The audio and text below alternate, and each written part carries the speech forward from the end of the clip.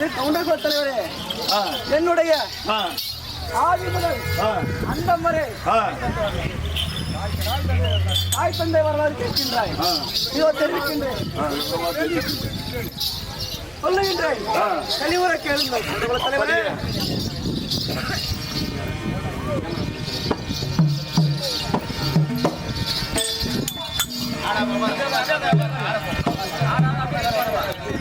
சொல்லுவே